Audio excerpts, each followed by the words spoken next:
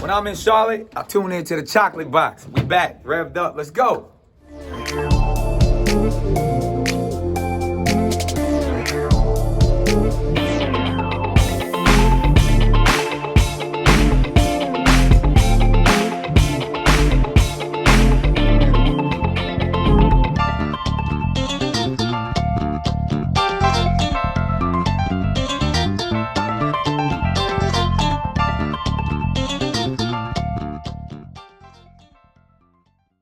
What's today's date?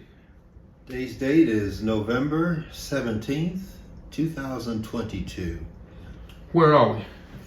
We're in my apartment at 3010 Barrow Street, Charlotte, North Carolina.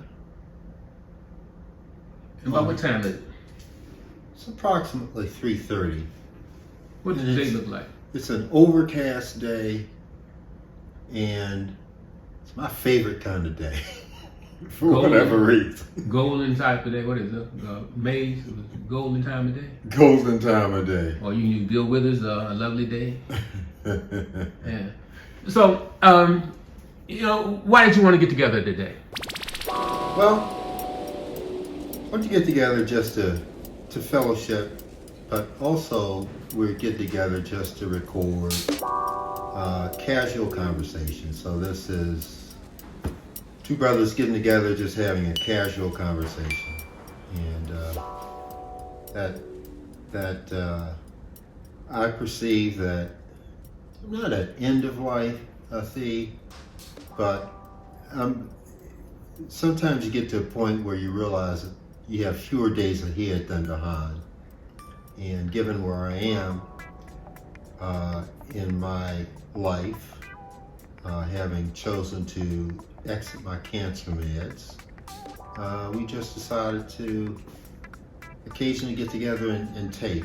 And so not putting on any extravagant clothes or whatever, just two brothers having a conversation.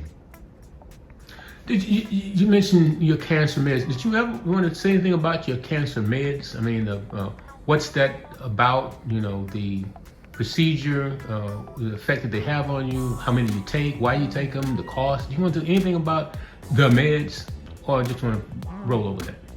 No, I'll talk about the meds. So I basically was on two cancer meds, and they're interesting. They're anti-hormone therapies, which means that they drive my testosterone to pretty much zero. One of those cancer meds, I looked at the bill, I think was about $3,500 a month. And the second one was negligible in cost. One was Casodex and the other was Orthodex. And insurance was picking it up. But when you're on two cancer meds that drive your testosterone to zero, most people think of men and testosterone being, associated with libido, and that's true. So in that regard, I like to joke and say that I could have guarded the king's harem without any qualms. He wouldn't have had no problems out of me.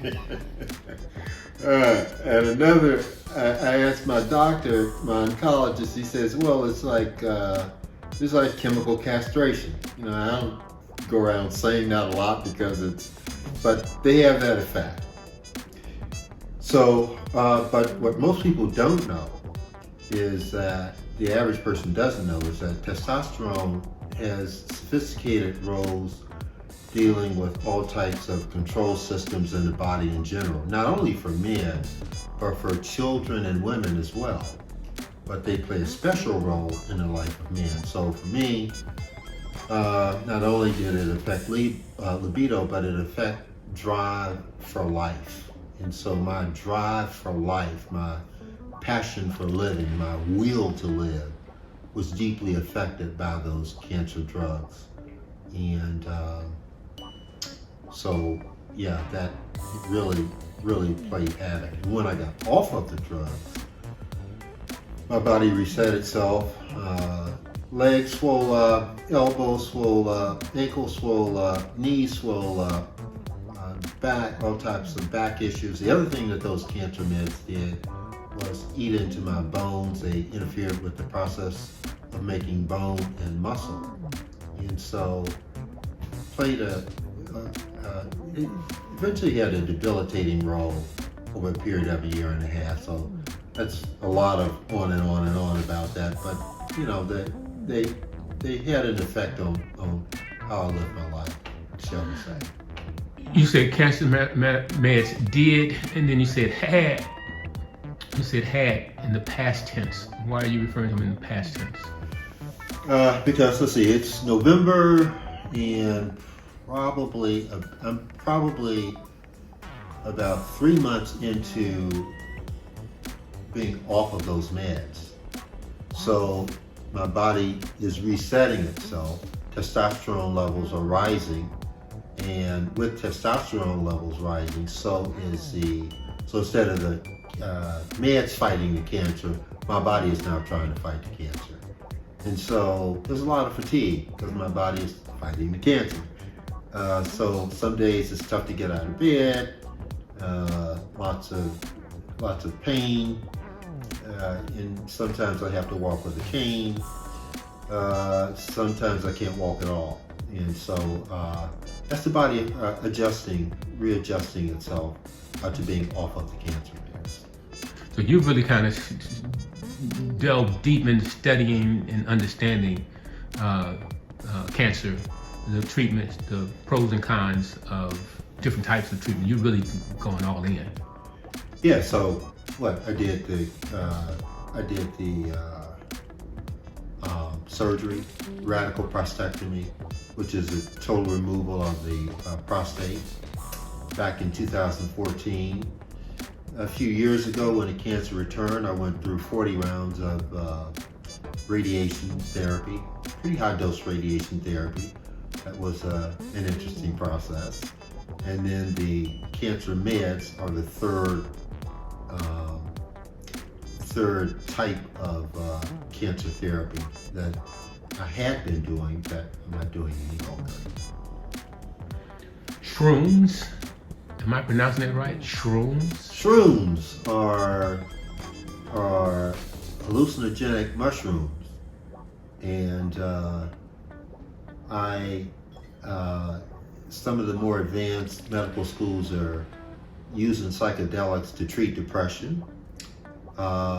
I have battled alcoholism off and on for quite a while, and so I occasionally do shrooms to deal with depression, reset depression, and when I've ventured into alcohol, to basically reset that and get out of alcohol. So I mentioned that because I was listening to NPR just last night, and they were interviewing Steve Martin. And I don't know if you heard the interview or not, but the guy that the comedian, the comedian Steve Martin. Okay. And apparently some guy has written a book based on Steve's life, I guess. But it's a cartoon, and Steve specifically wanted this guy to do it. And so during the interview, the guy was saying that he got a phone call, and he had gotten a phone call while he was out hiking, and he had just done some shrooms. So the whole conversation kind of started off with them talking about, you know, being in the nature and the effect of the shrooms, whatever it is.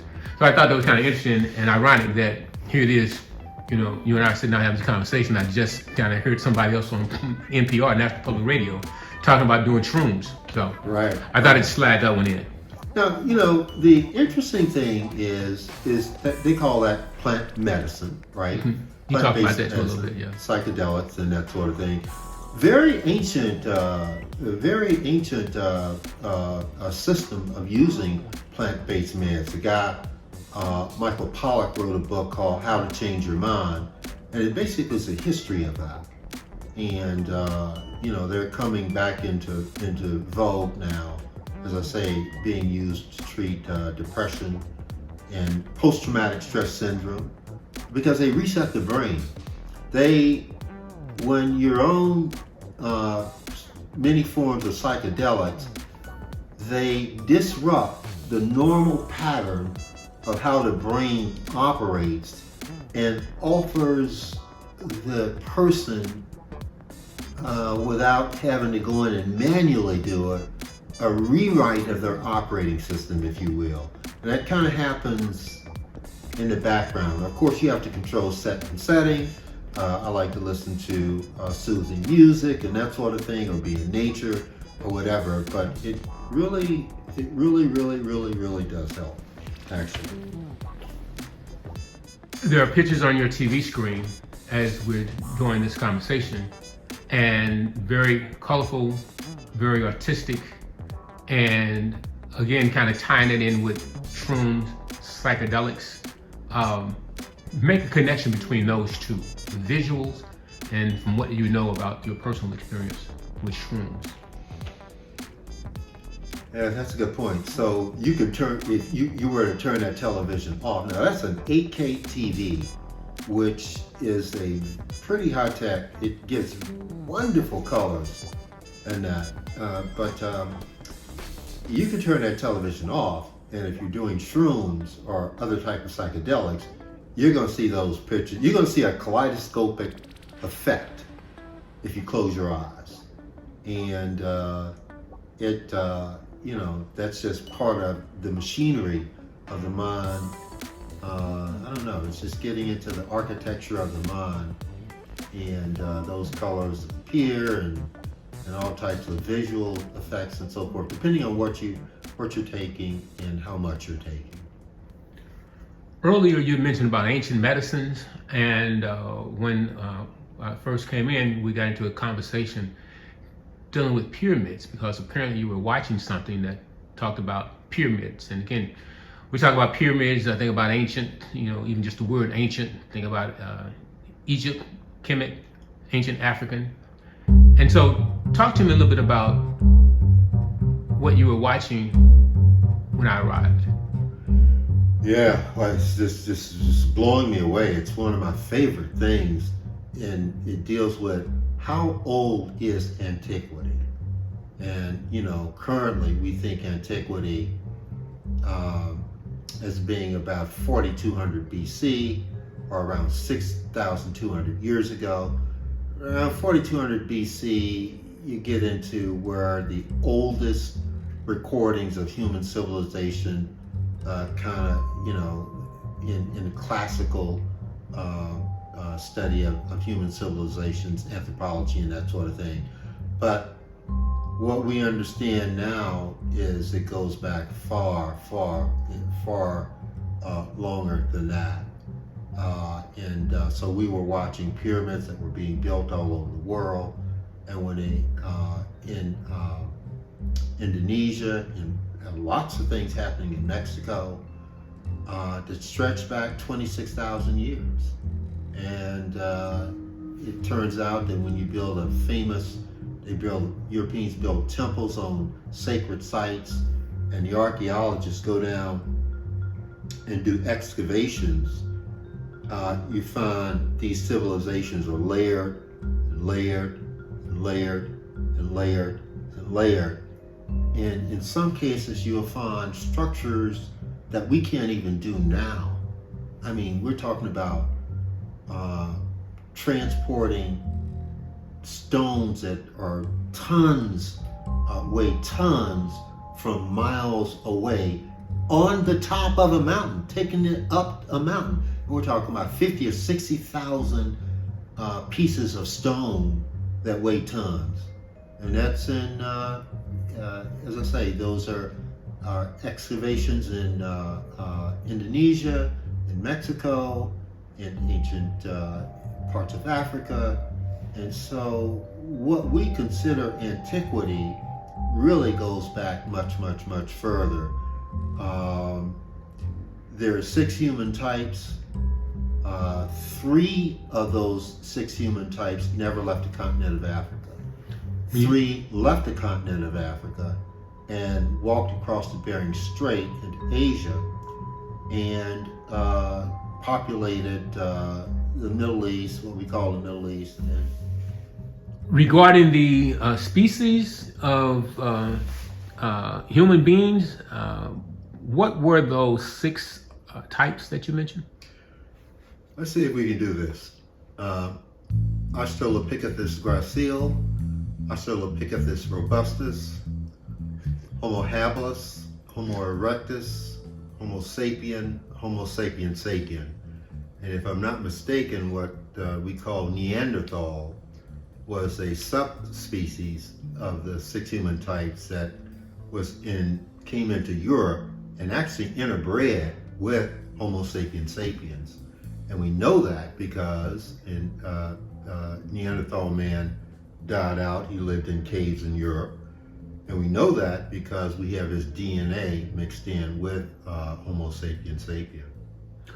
So where does Louis B. Leakey and Lucy and, what does that tie in with the chronology of what you just shared? The whole Leakey family were very, very famous white paleontologists who were bone specialists. And they dug up in South Africa and I think in the Sudan, they dug up many of these human types. So Lucy, one they call Lucy, but those bones go all the way back to 2 million years old. Mm. And that's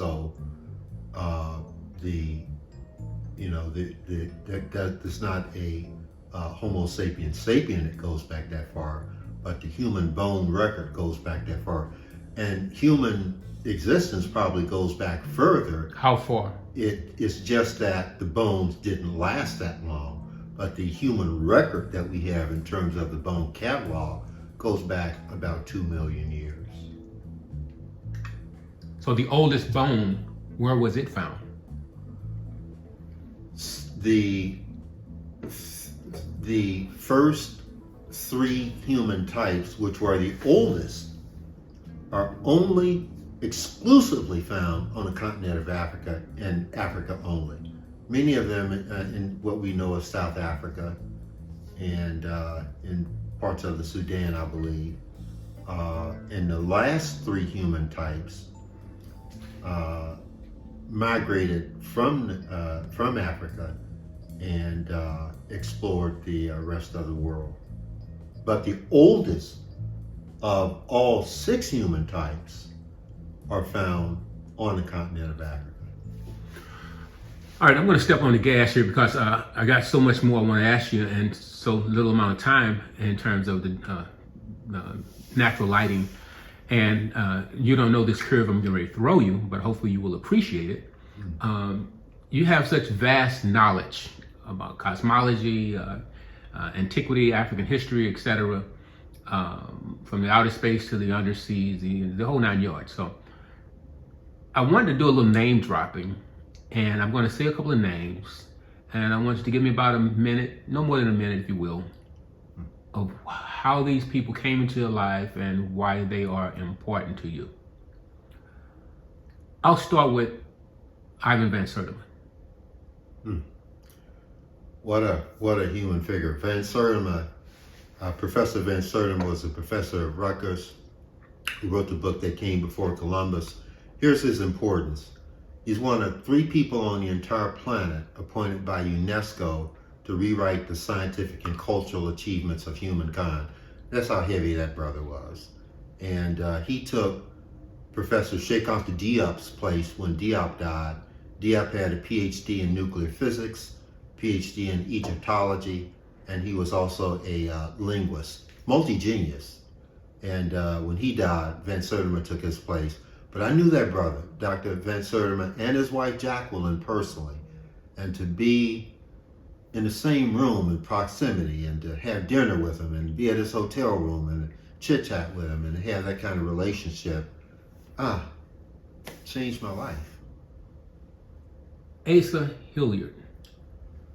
Named my son after Asa Hilliard. Asa Hilliard is educational psychologist at Georgia State University, Egyptologist, just one of the most profound brothers, scholars.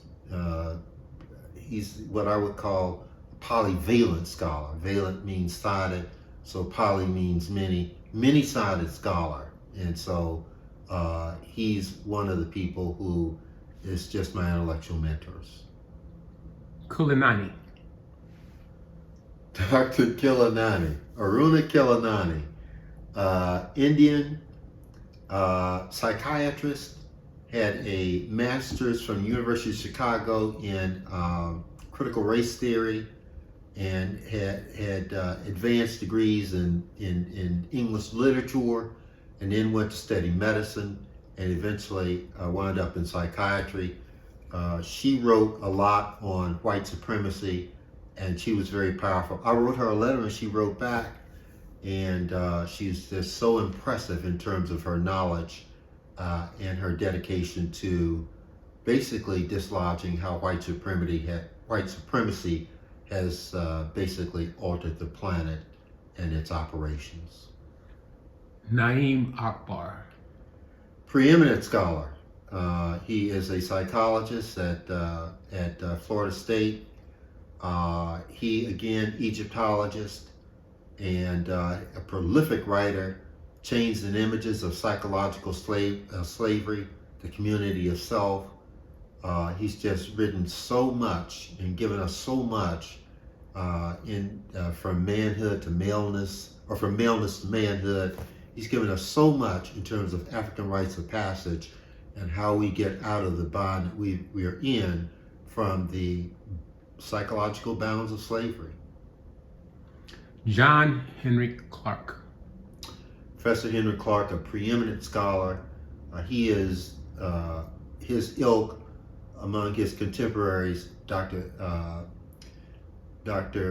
John G. Jackson, Dr. Henry Clark, and Dr. Yusef Ben Jakanan. They consider themselves as colleagues, pretty much floating along at the same level, but a preeminent historian with a brilliant memory, and he was one of our elder statesmen at the time. Knew of him, met him a number of times, and it was an honor to just listen to that brother pontificate with his vast knowledge. Dr. Tony Browder. Dr. Tony Browder took over from Asa Hilliard in terms of doing the tours and lectures in Egypt. A prolific scholar, and here's a brother who, in conversations with him, he said that, hey, I'd never written a book, and I started writing books, but he wrote the Broader File. He's written so many works dealing with survival strategies and Egypt on the Potomac. And he is doing excavations, one of the few people who has permission from the Egyptian government to do excavations, and his work focuses on the fourth golden age, or four golden ages in ancient Egypt, and his work is doing excavations dealing with the fourth golden age. Dr. Frances Cress Welsing. Powerful sister. Psychiatrist. I think Dr. Cress Welsing is third or fourth, perhaps, generation physician, third generation physician, which just boggles my mind. When she's an African American sister, and when you go that deep into being a physician, but anyway, she wrote the Cress Theory of Color Confrontation and the ISIS papers. And she debated William Shockley, who got the Nobel Prize for inventing the transistor. Well, Shockley was a white supremacist and eugenicist, and Dr. Frances Cress Welsing famously debated him, among other things. But she, my good brother TX, introduced me to her, and it was an honor to be in her presence and to absorb the wisdom that she had. Swami. Our brother Swami, whom I consider a big brother. Swami has traveled the world. He is a world scholar, a spiritual man, and he does all types of spiritual workshops around the world. He's done a lot of work in India, and does sessions and workshops, and people come from all around the country, indeed the world, to be in his presence as a spiritual man. But I like my brother because he's home to me. He's a big brother. I embrace him, and I love that brother. The group M3. M3, a fantastic group of 7 brothers who we met, and I was introduced to that group by UTX. We meet, we open our hearts to each other, we deal with toxic masculinity from a black perspective, and we call ourselves M3, Magnificent Melanated Men. And we additionally, after healing ourselves by dealing with each other, critiquing each other, we set up rites of passage systems for black boys, and we allow them to be around us and to share in our love and our wisdom. And that group is home for my heart. Neely Fuller Jr. Neely Fuller Jr., an associate, even some people have called a mentor of Dr. Francis Cress Welsing. He wrote the code.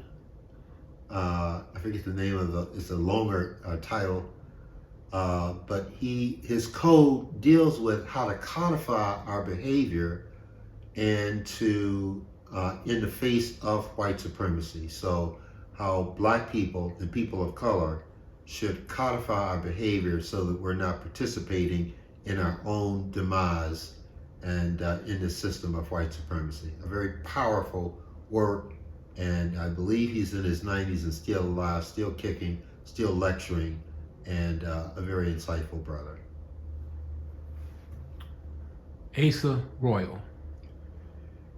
Asa Royal is my son, and he is he early in life, in high school, had a challenge, medical challenge.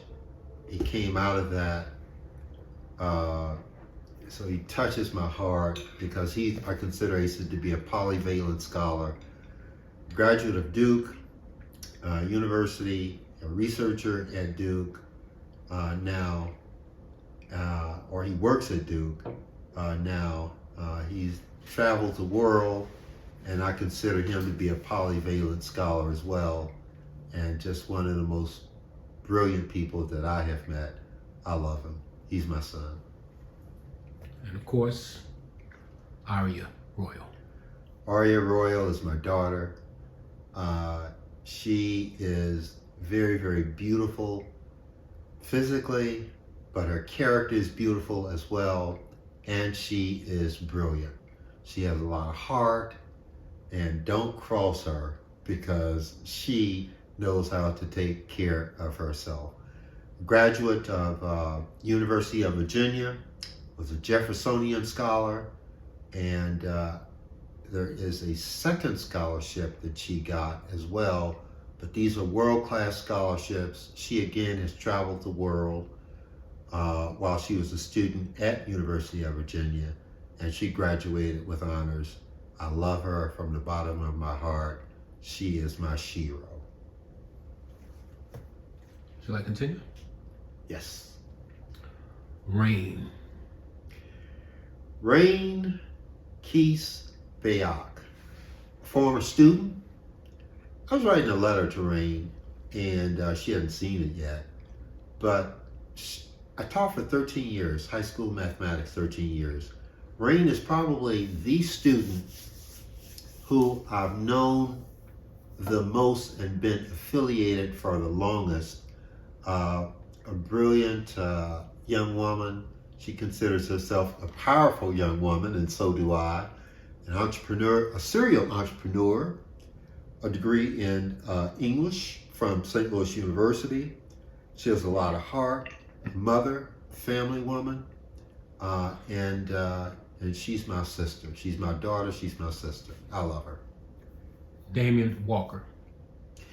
Damon Walker was a tutor of mine when I was finishing my second master's in information systems and technology. Damon was a tutor. He helped me get through some of the difficult programming courses, and he is currently working on his PhD in educational technology, and he is also an African scholar. I'm honored to have introduced him into African thought in a serious way, and I consider him my brother. I love my brother Damon Walker. Daryl Hare. Daryl Hare, part of our little group who was a roommate during SIU Edwardsville. For whatever reason, I'm just informally a member of the Alpha Phi Alpha fraternity. I'm not formally an Alpha, but a lot of friends who are Alphas, and Daryl fits into that. He's my brother. I love him. Very, very spiritual person. I have known him for about 45 years as well. We check on each other. Family man, beautiful daughter, beautiful wife. Cicely is his daughter. Lenora is his wife. And I love my brother, Daryl. Smokey. Yeah, Smokey. Smokey, another Alpha. Smokey is I always considered him to be my little brother. Of course, we're only separated by about 5 years or so. So, we're older now. I'm 63 years old now. From the time we were roommates, we were joined together at the heart. We grew up together, and even now, particularly post-divorce, talk to that brother typically about once a week. I love him. He's in Jacksonville, Florida. I still consider Smokey to be my brother. I don't consider him to be my brother. He is my brother. Simeon. Simeon Lane. Simeon Lane Jr. Is a brother I've known from the Pentecostal assemblies of the world. We go way, way, way back. Probably to when I was about 8 years old or so, from St. Louis. Simeon's grandfather was one of the founding bishops in the Pentecostal assemblies of the world from Barbados. Simeon grew up in a privileged family in that position, and I reconnected with that brother once I graduated from college, and we've been joined at the heart ever since. I love me some Simeon Lane. He is an extraordinary computer scientist, electrical engineer, and professional recording artist and musician. Patricia Royal. Pat Royal is my sister, one of my two sisters, and we came up together, and for a while we were estranged there for a little bit. I reconnected with Pat. Pat came and spent about 5 or 6 days with me about a month ago. Reconnected with her at the heart. It was beautiful, and from this day forward, that heart connection will never be strained or broken again. I love me some Pat. Q Sci-Fi. Clifford. Cliff Royal. Cliff Royal is my oldest brother. I slept on the floor at SIU Edwardsville. Didn't have a housing contract, had not been admitted to the university, wanted to go to school. We're all first generation college.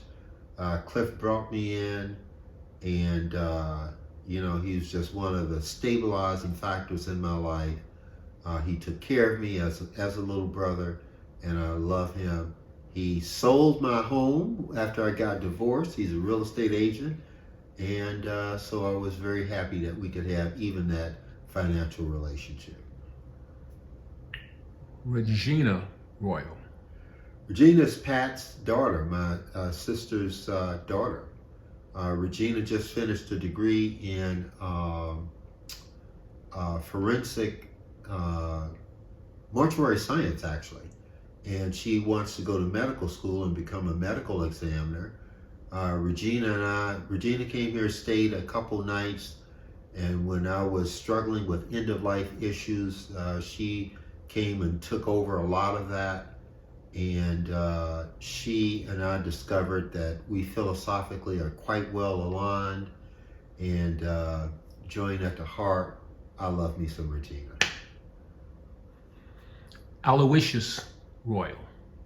Al Royal is my younger brother by about 2 years or a year and a half.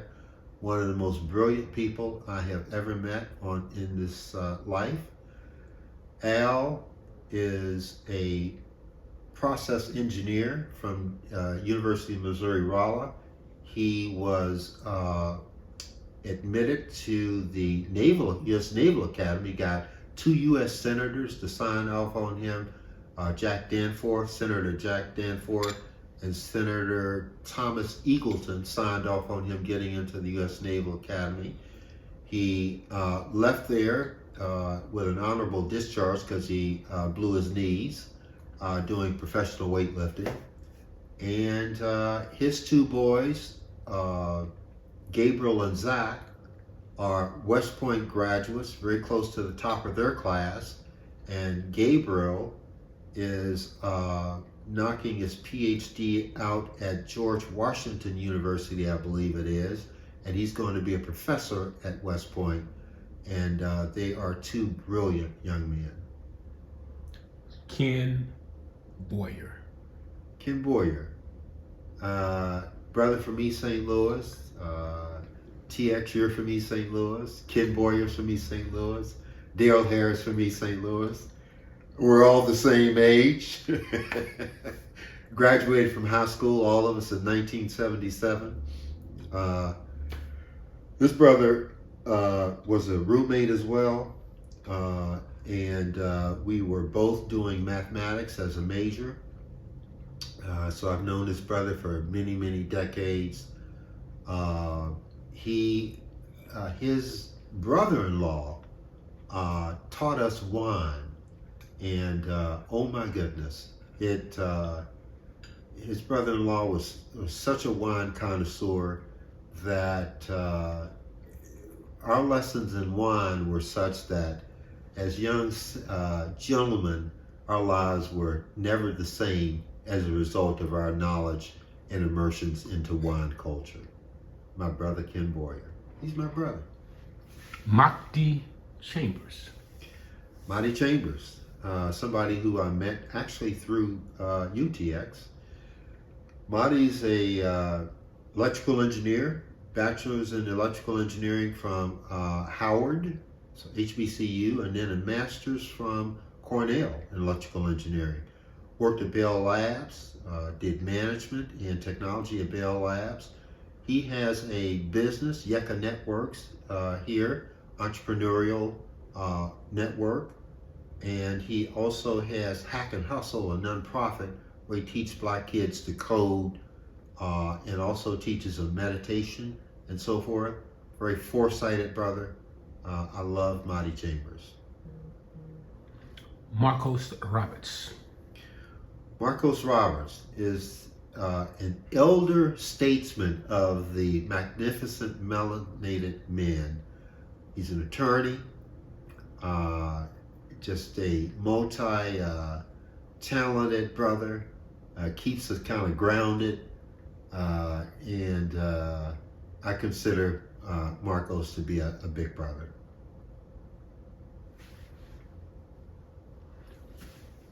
Varsha Royale. Varsha Ratot, actually, is my ex-wife. Married for 25 years. Varsha is one of the most beautiful souls I have met on this earth. She's a head turner. Varsha walks into a room, heads turn. Beautiful, physically beautiful woman. One of the most brilliant women I have met, people I've ever met. She's a physician, triple board certified. Internal medicine, rheumatology, and a third area called functional medicine, which is a fusion between allopathic Western medicine and ancient medicine cultures and traditions are holistic or alternative medicine. She's a polyvalent within the field of medicine and one of the most cultured persons, world-class cook, and I just can't say enough wonderful things about my ex-wife, Varsha Rato. Dr. Varsha Rato. Ishmael Khayyam. Ishmael Khayyam is an attorney who I met here through UTX here in Charlotte, one of the brothers. Native Charlottean here. Went to the University of London School of Economics, if I'm not mistaken. And he went to, so that was the same school that Ivan Van Sertima went to get his PhD. And so he has a world traveler as well, a gifted attorney, and he has worked. Valerie G. Dixon. Val G. Dixon is my sister. Val, I considered her a big sister. TX, you and I both knew her. She was a resident manager at SIU Edwardsville during the undergraduate days. And she was a big sister for us. We got in trouble. She took care of us. She scolded us, kept us in line. But her husband, Bill Dixon, it was home. I mean, Val cooked for us, and we love her. She kept us out of trouble. She kept us out of getting in serious trouble. Is what I remember with Val. But when there was a problem or whatever, or you needed that ear to pull on when you got in serious trouble, Val was there. So, love her. It's one of the most expensive vehicles when you see the RR, Rolls Royce, but in this case, Richard Royal. Richard Royal. Richard is my younger brother, Marine Corps, drill sergeant. Richard lived in California for quite a while, so we were separated by some distance, but love him. He's my heart. His daughters and his son. His son's a comedian. One of his daughters, Heaven and Angelica. Angelica is making serious waves in the management of McDonald's. And Heaven, when I went back there, I went to see Richard in Myrtle Beach about 5 or 6 months ago. So Heaven and I got reacquainted there, and I love my nephew and my 2 nieces there. So, Brother Richard. Tia Capers. Tia Capers. Obviously, I met her through UTX. Tia is one of the most multi-talented sisters I know. A cook extraordinaire, decorator, home decor extraordinaire. She, when I was struggling, invited me and you to dinner. You know, they'd just gotten divorced. I come here and Tia laid out a spread and did it with such grace and style and love that it just let me know that when I got ready to move to Charlotte, I had family here. That sister is my heart. I love hanging out with both you guys. And we taped an episode of Sankofa Table here in my apartment where she did her famous Sankofa soup. So, Tia, love you. LaDonna Carter. LaDonna Carter is Ma Bell. We call her Ma Bell because she's the 411. She's information services. Sister for all times and all seasons. Really fun to hang out with and do social things with.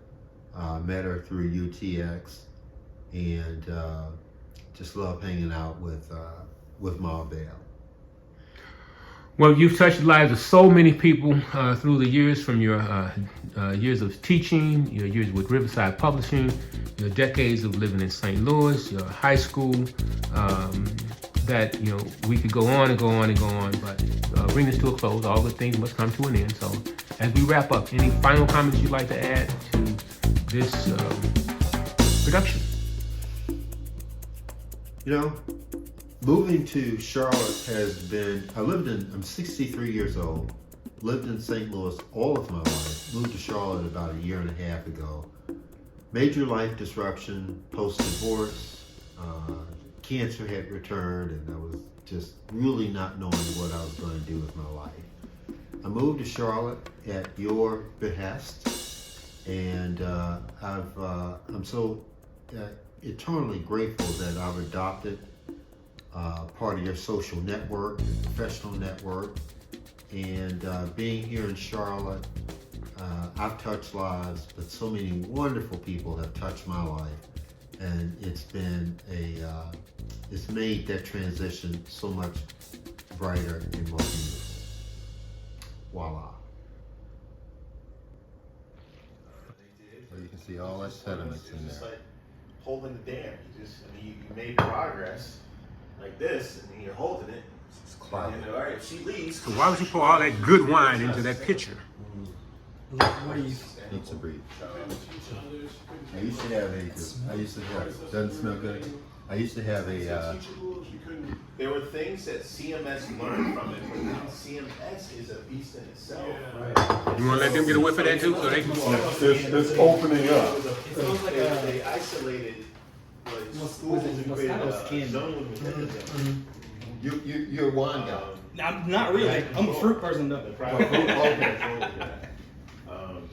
But I barely. I drink so much. I blew, man. You seem to be your boys are the chronicler, man. By default, man, and by I'm happy with them. inclination, man. They're good or bad. So I'm fine with it. Somebody got to tell the story, my brother. It's diversity in school. By the way, Robert described trade. Socially, they're both loving it. For all those points. And I was So what now what are you doing? We're filtering the sediment and also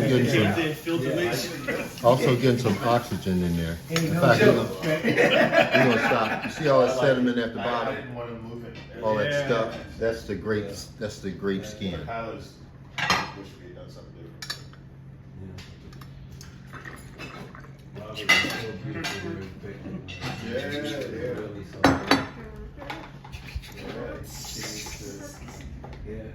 So that's the sediment.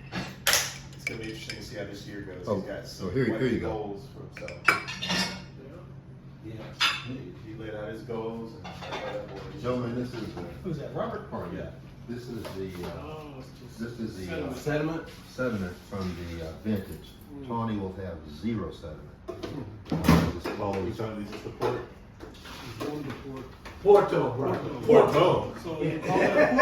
Porto. Oh, dang. Oh, pardon me. Portugal. Did I just curse or something? No.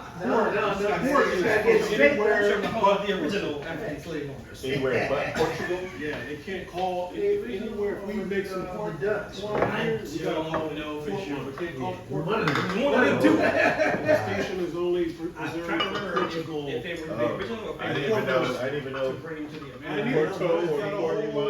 It's just like champagne. What's the difference? According Porto to versus Port. international law, any port wine originating from Portugal is privileged to be called Porto, and anything else must be called port. Just Made like here in the U.S. We drinking that stuff. The original slave that cheap Right. MD Port. but you see that sediment in there. just makes for, it means that the chemical metamorphosis that's going on for decades and centuries is smoothing and mellowing out. With the tawny, the skins are removed, and they're not going to benefit from additional bottle aging. So when you Even though it's like 30 years? 20 is what you get. And incidentally, that's 30-year RMS. Roots mean squared, like when you go to the gas station and they say octane level RMS. So your average age is 30 years. You have some 50-year-old port in there and some 10-year-old port, but the Porto. There you go. Put him in check, right? Oh, wait a minute. Right. Yeah, Marcos here. Marcos is going to. How you say it, Marcos? Porto. I like to say it that way, but I don't sound like You gotta roll your R, man. You gotta work on your R. Rolling my R. Because that's in your language, right? You speak Spanish, Yeah, right? that's it. Spanish is a Romance language, just Right. like, you know. Right. So you find Spanish sports show too, right? Oh, yeah. Spain is going to be known for their sherries, Yes. but they do have ports. We went to Goa in India, and Goa is because the Portuguese had colonized Goa. It's an island, and just a gorgeous Women. That's pretty good, Marco. Siri, boy, you pulled that one out. I see where your head is. You just snatched that one right. Telepathy, man. I'm right here with you. I'm trying to figure the connection to that. Okay. Hi, it's January the 29th, 2023, and I'm here to wish my brother Willie a happy birthday. You know, in this environment, you know, everyone needs a role model. We need someone that we can look up to, someone who will, you know, lay you out a good path that you can walk in. Trot the path out for you, and all you have to do is just follow in their footsteps. Many times, guys, we look to celebrities, you know, we look to politicians, we look to all of these things, but I count myself so blessed because I get to look right inside of my own family. I get to look at my brother Willie, okay? Beautiful father, beautiful husband, a wonderful educator, okay?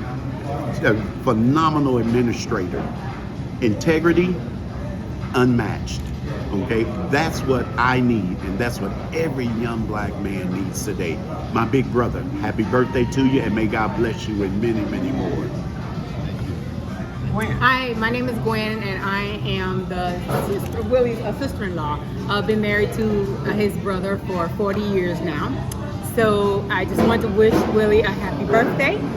I thank him for being a great brother-in-law, one of the best. We don't talk often, but when we do, he gives me some great gems, and I do appreciate that. He was good to my family, so I just thank you, Willie, and I want to say happy birthday, and I'll always love you. Hi, my name is Regina Royal. Uncle Willie is my uncle, obviously. Love him dearly, and like my Uncle Rick said earlier in the video, it's nice to just have somebody in your life that lays out your path and puts you on a good path. And I wish you a happy birthday and many more to come.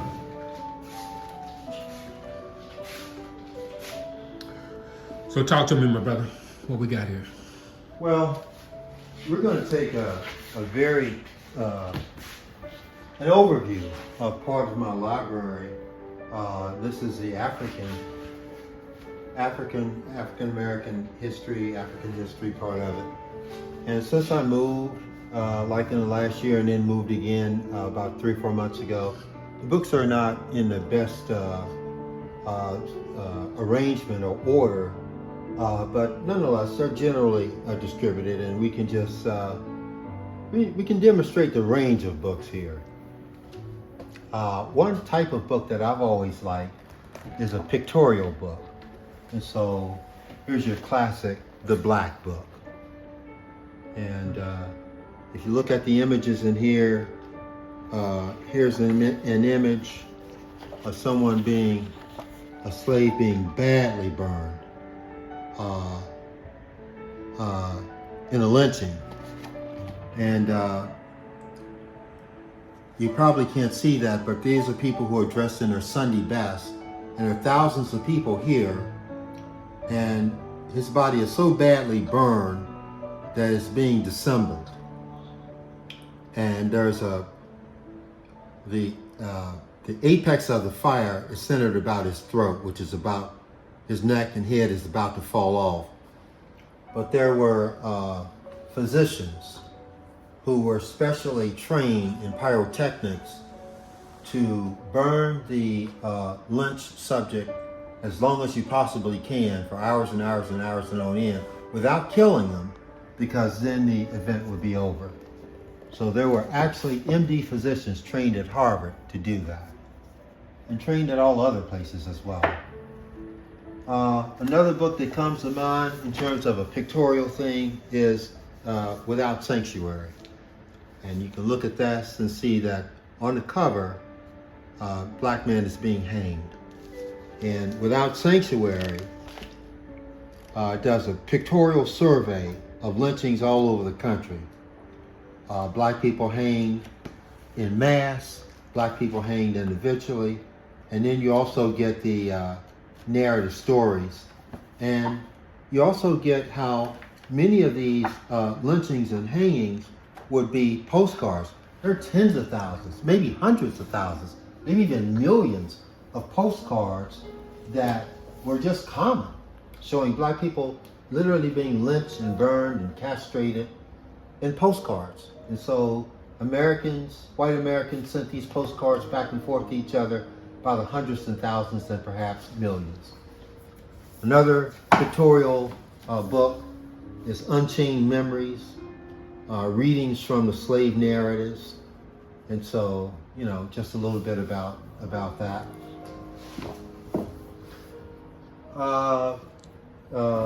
Black Saga. This is by Charles Christian, The African American Experience of Chronology. Oh, here's a popular one. This is Lerone Bennett's Before the Mayflower.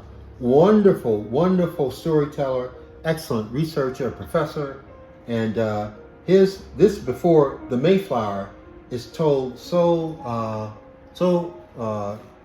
passionately and with such excellent craftsmanship and storytelling, integrated with the research, that it's just a classic. And it Before the Mayflower.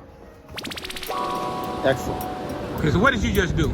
I just thumped the watermelon to see if it sounds hollow. How do you know if it's good? The hollow watermelon is good with crispy meat. If it's mushy, it's going to sound dense when you thump it, the opposite of hollow. It's like it's almost empty. But the other thing is you have to pick it up off the table, because if you thump it on the table, you're going to be picking up the resonance of the table. So you pick it up, sound it, listen. Don't know if you got that, but that's a good watermelon. Where are we, by the way? We are Magnum Produce in here, Mount Cogan, South Carolina. From where are we coming? Huh? From where are we coming? We are coming from our dear good brother Swan, who owns this brand in South Carolina. Is today's date? Today's date? It's a great question. Great question. You don't know the answer. I don't know the answer. August 30th, 2022. So Monday. Okay. Yep. All right, that's all right. It's a wrap.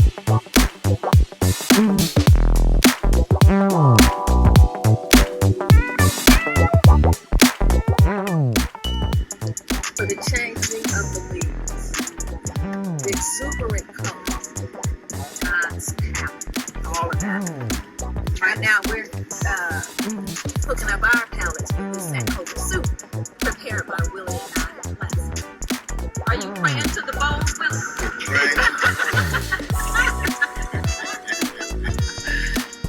One time for the bowl. The empty bowl.